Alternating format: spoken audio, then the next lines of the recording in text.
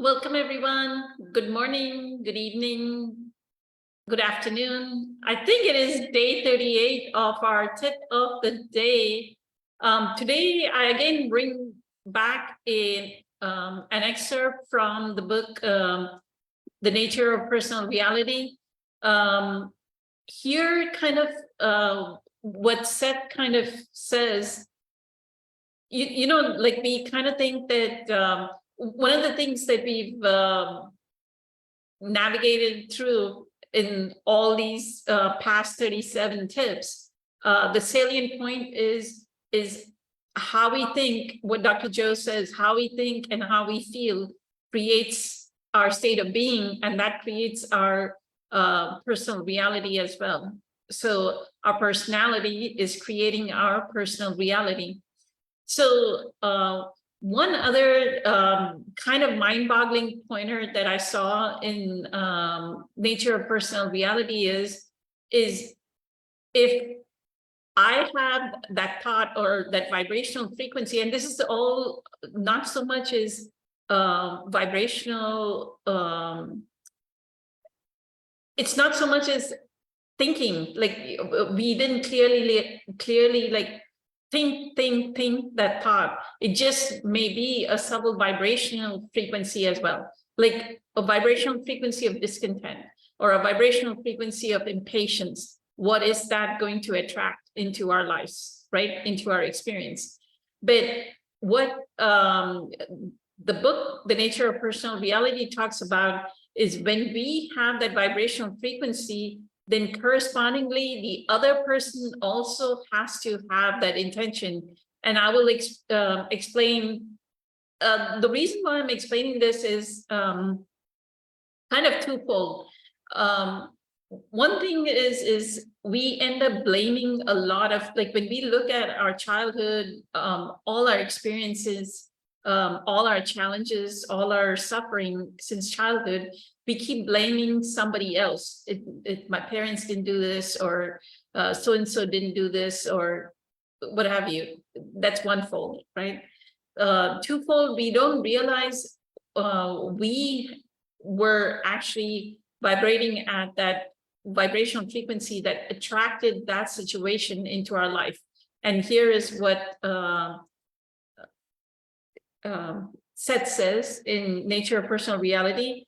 It is in chapter 15 and on page 289, sorry. Chapter 15, page 289 on my edition of The Nature of Personal Reality, where Seth says, what you must understand is this: each of the events in each of your lives was once probable. And this is the field of probability or infinite possibilities that exist, and how we draw something out of those infinite possibilities. So what you must understand is this: each of the events in each of your lives was once probable. From a given field of action, then you chose those happenings that will be physically materialized. This operates in individual and mass terms. Suppose that today your home was robbed. Yesterday, the theft was one of the innumerable probable events. I chose such an example because more than one person would have to be involved: the victim and the robber.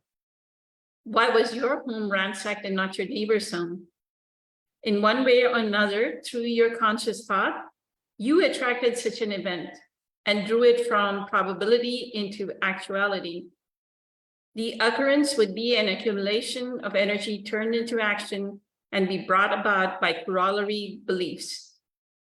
You may be convinced that human nature is evil, or that no one is safe from another's aggression, or that people are motivated mainly by greed. Such beliefs attract their own reality. If you have anything worth losing, you are then automatically convinced that someone else will take it from you, or else try their hardest to do so. In your own way, you send out messages to just such a person. On basic levels, your convictions will be quite similar, but one will see himself as a victim and one as an aggressor. That is, each of you will react differently to the same sets of beliefs. However, the two of you are necessary if a crime of that nature is to be committed.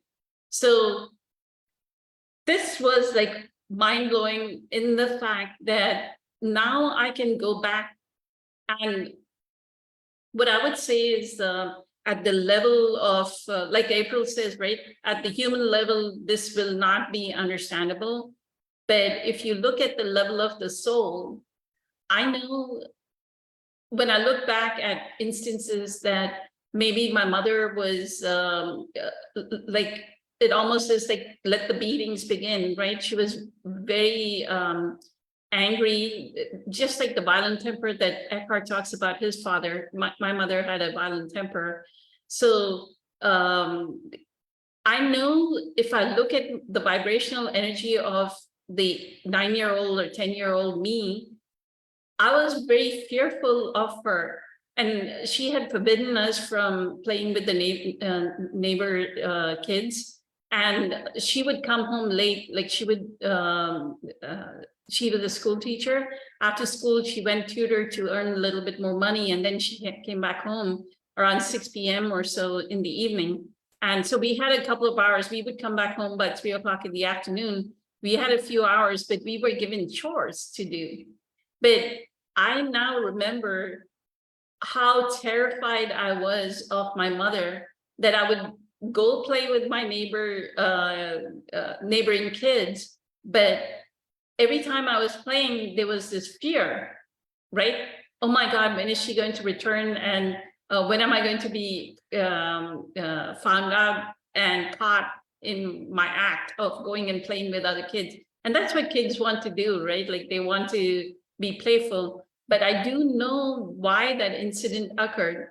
So the more and the whole reason why I keep saying this over and over and over again is we have to at some point realize that we are totally responsible. Like we take our power. This is like a sense of empowerment that all I need to do is make a shift in my vibrational energy. And the moment I make a shift in my vibrational energy, everything is fixed. Nothing in the outside world, just blaming, like Eckhart says, right? Blame, shame, guilt are just aspects of the ego that end up strengthening our ego, right? So one way of dropping it is by saying, am I blaming somebody else? Oh, that's my ego trying to strengthen itself. So you can drop it. But the other way is to understand this, that two were needed. Like the aggressor and the victim both were needed. If you were a victim, then the aggressor was also needed. And right before the incident happened, look at how we were terrified of something, that something horrific would happen to us, that we thought that people were evil, right? With that, I'm hoping this kind of like opens up your mind, and more than your mind, something within you, deep within you, like stirs that I can change my reality. I can change, I'm co-creating my reality. And the more I change myself inwardly, the more the outside world is going to reflect that. The joy and love will come back to me. With that, have a fantastic day, a fabulously fantastic day. Many blessings, much love to all of you. Take care. We're waiting for all of you to grow and transform. We are on this journey back home together, back to oneness, waiting for all of y'all to join in. Thank you so much. Take care.